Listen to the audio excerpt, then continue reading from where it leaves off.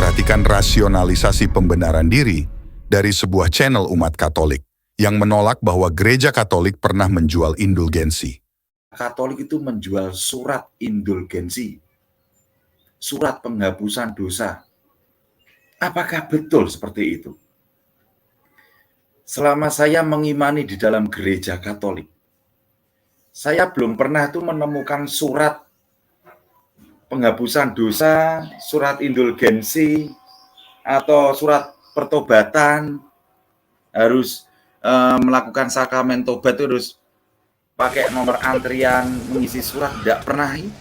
Selama saya menjadi Katolik itu tidak pernah itu. Sampai detik hari ini.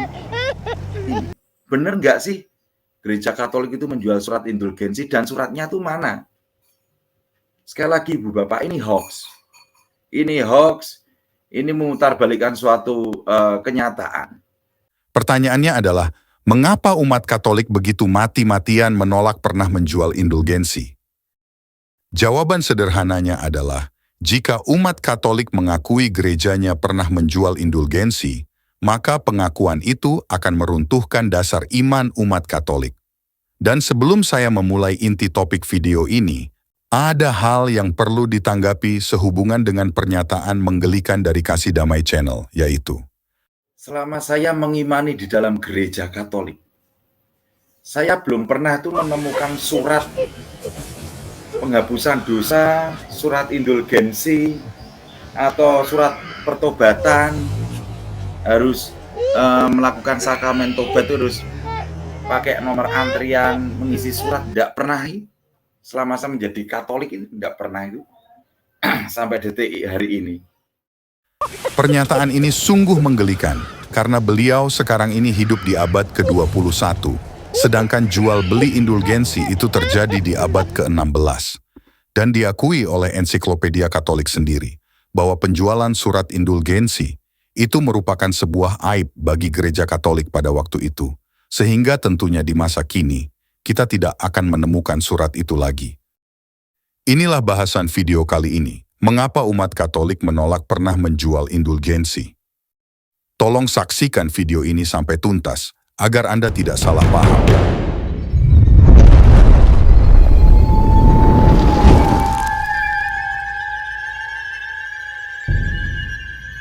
Nah, mari kita jawab pertanyaan dari Kasih Damai Channel yang tidak pernah melihat surat indulgensi. Apakah ada surat itu? Mari kita lihat sebuah situs, The John Rylands Research Institute and Library, dengan judul, Berapa Harga yang Anda Akan Bayar. Situs ini menjelaskan banyak hal yang menarik tentang indulgensi. Situs ini mengatakan, sebuah cara untuk menghapuskan semua rasa bersalah dan dosa dengan imbalan tertentu. Maukah Anda mengambilnya? Pada abad pertengahan, gereja memberikan sesuatu yang tepat untuk Anda, dan pada awal abad ke-16, nampaknya hampir setiap orang yang memiliki cukup uang akan membeli surat pengampunan dosa untuk meringankan rasa bersalah mereka dan memperlancar jalan menuju surga. Pada saat ini, sakramen-sakramen gereja Katolik abad pertengahan merupakan inti kehidupan setiap orang dan penting untuk melaksanakannya agar dapat masuk surga. Pengakuan dosa dan kemampuan seorang imam untuk mengampuni dosa orang merupakan ciri utama gereja abad pertengahan. Indulgensi dimaksudkan untuk menawarkan pengampunan dari hukuman lain yang mungkin diberikan sebagai bagian dari pengakuan. Orang-orang percaya bahwa pengampunan dosa mengurangi waktu mereka di purgatori, yaitu tempat perhentian sementara bagi jiwa-jiwa sebelum masuk ke surga. Ketika api penyucian menjadi lebih menonjol dalam pemikiran Kristen, berkembanglah gagasan bahwa istilah indulgensi berhubungan dengan pengampunan waktu di purgatori.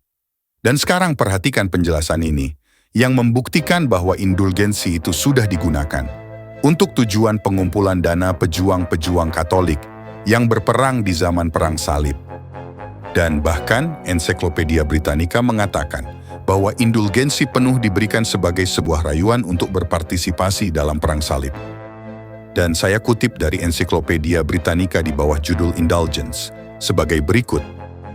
Indulgensi baru muncul pada abad ke-11 dan ke-12, ketika gagasan tentang api penyucian tersebar luas dan ketika para paus menjadi pemimpin aktivis yang melakukan pembaharuan gereja. Dalam semangatnya, mereka mempromosikan perluasan secara militan atas tanah-tanah yang pernah menjadi wilayah Kristen. Yang pertama di Iberia pada masa Rekonkista, kemudian di Tanah Suci pada masa Perang Salib, dengan menawarkan pengampunan dosa secara penuh, yang adalah indulgensi pertama kalinya dipakai sebagai bujukan untuk berpartisipasi. Situs John Ryland lebih lanjut mengatakan, penjualan surat pengampunan dosa menjadi sumber pemasukan penting bagi gereja. Banyak yang dikeluarkan pada akhir abad ke-15 untuk mengumpulkan dana bagi Perang Salib baru melawan Turki Ottoman. Pada tahun 1517, Paus Leo ke-10 menawarkan indulgensi bagi mereka, yang memberi sedekah untuk membangun kembali Basilika Santo Petrus di Roma. Praktek pemasaran yang agresif dari Johann Tetzel dalam mempromosikan tujuan ini, memprovokasi Martin Luther untuk menulis 95 tesisnya, mengutuk apa yang dilihatnya sebagai pembelian dan penjualan keselamatan. Dalam tesis 28 Luther keberatan dengan pepatah yang dikaitkan dengan Tetzel, yaitu, segera setelah koin di peti berdering, jiwa dari api penyucian akan melenting. Penemuan mesin cetak mendorong penggunaan surat indulgensi, sehingga ribuan surat indulgensi dapat dicetak sekaligus. Kami memiliki sejumlah surat indulgensi asli yang dicetak dalam koleksi kami. Banyak di antaranya hanya bertahan sebagai potongan-potongan yang digunakan kembali dalam penjilidan buku. Contoh yang saat ini dipamerkan dalam pameran reformasi kami sangatlah penting karena telah dilestarikan persis seperti yang dikeluarkan pada tanggal 7 Maret 1455. Surat indulgensi khusus ini dipesan oleh Paus Nikolas V untuk mendukung mempertahankan Siprus, dan distribusinya didelegasikan kepada bangsawan Siprus Paul Capet, yang namanya terlihat di tengah baris pertama. Ketika Capet tiba di Jerman, dia menugaskan Johann Gutenberg untuk memproduksi surat indulgensi untuknya di mesin cetak barunya. Hal ini menjadikan indulgensi kami sebagai salah satu contoh percetakan paling awal. Nah, inilah bentuk surat indulgensi itu.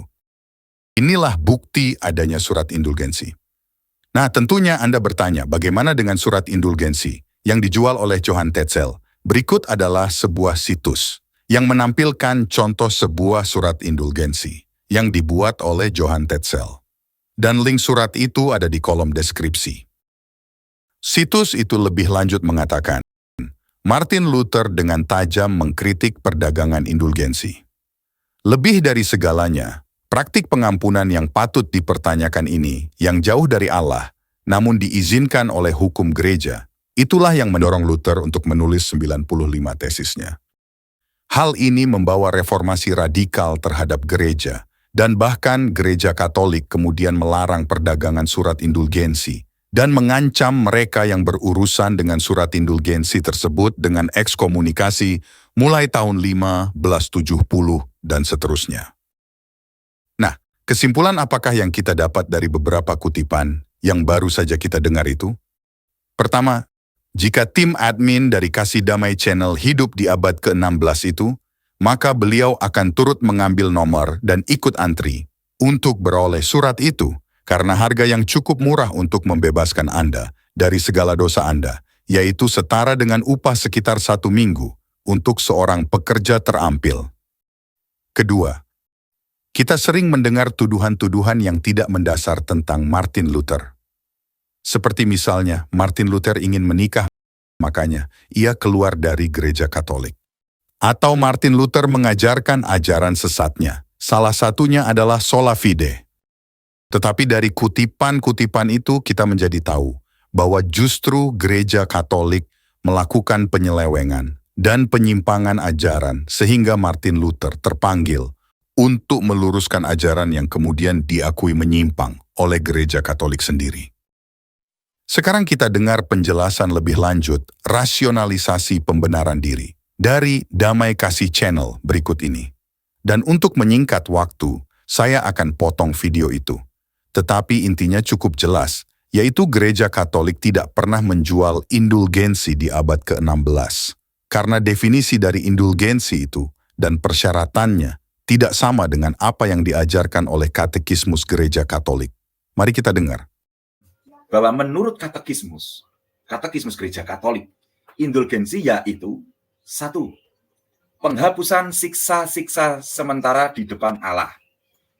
Penghapusan siksa-siksa sementara di depan Allah. Kedua, untuk dosa-dosa yang sudah diampuni, memperolehnya dengan bantuan gereja yang sebagai pelayan penebusan membagi-bagikan dan memperuntukkan kekayaan pemulihan Kristus dan para kudus secara otoritatif. Itu dijabarkan menurut Katekismus indulgensi seperti apa. Ada 5 poin. Kita masuk dalam historical. Ibu, bapak, serta rekan-rekan, banyak sejumlah orang itu berpandangan bahwa dulu di sekitar abad 14-16 terjadi jual beli surat indulgensi agar memperoleh pengampunan dosa. Sehingga Martin Luther memprotesnya. Tetapi ibu bapak, pandangan ini itu tidak benar. Pandangan ini hoax. Justru karena dari definisinya saja tidak cocok. Sebab apa? Sebab indulgensi tidak diberikan agar dosa-dosa diampuni. Tidak. Tetapi sebaliknya ibu bapak, dosa-dosa itu harus diakui terlebih dahulu dalam sakramen pengampunan dosa. Nih. Saya percaya kita sering mendengar rasionalisasi pembenaran diri seperti itu. Tetapi rasionalisasi ini hanyalah sebuah pembenaran diri yang mengada-ada, yang digunakan untuk menutupi penyimpangan doktrin indulgensi.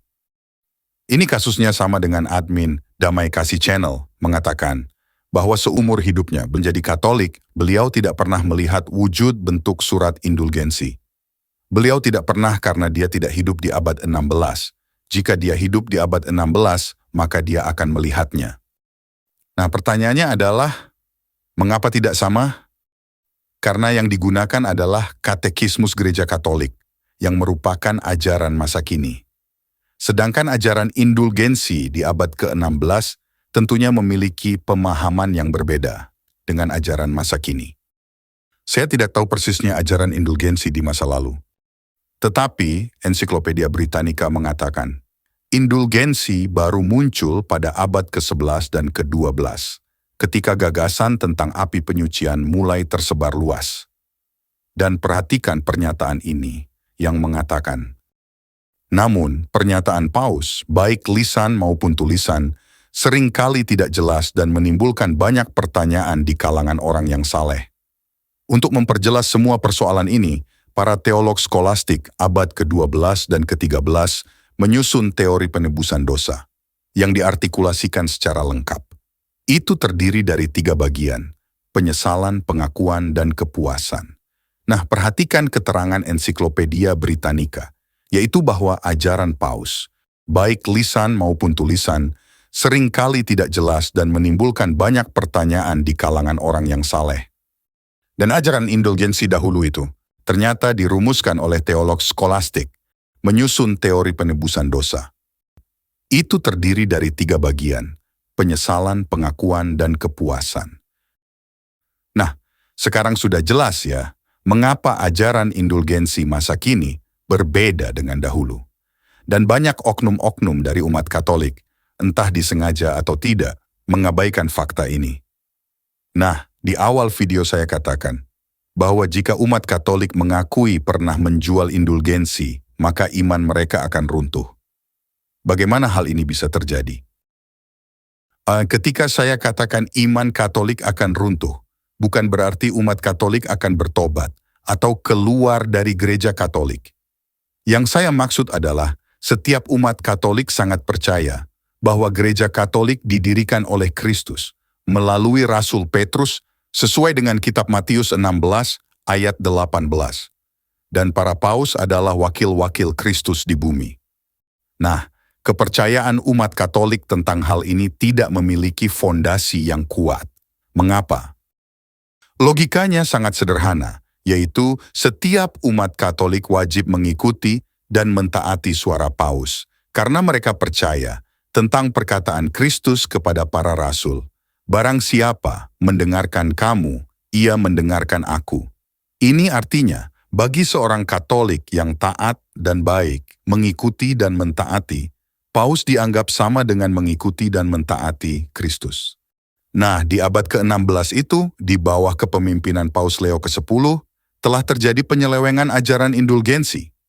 Pertanyaannya adalah, bagaimana jika ada umat Katolik yang membeli surat indulgensi itu karena percaya dengan ajaran gereja Katolik waktu itu, yang mengajarkan bahwa dosa mereka telah diampuni jika membeli indulgensi dan setelah membelinya, mereka mati. Dan di akhirat, mereka baru sadar dan tahu bahwa apa yang mereka ikuti dan taati, yaitu Paus Gereja Katolik, ternyata salah mengajar tentang indulgensi. Bagaimanakah nasib umat Katolik itu yang mengikuti dan mentaati ajaran Paus Leo ke-10? Siapakah yang bertanggung jawab dalam hal ini? Saya percaya umat Katolik sungguh tulus percaya bahwa jika mereka mengikuti dan mentaati Paus, berarti mereka sedang mengikuti Kristus. Tetapi faktanya, umat Katolik mengikuti ajaran yang salah. Nah, jika Anda seorang Kristen yang menonton video ini, boleh menjawab pertanyaan itu.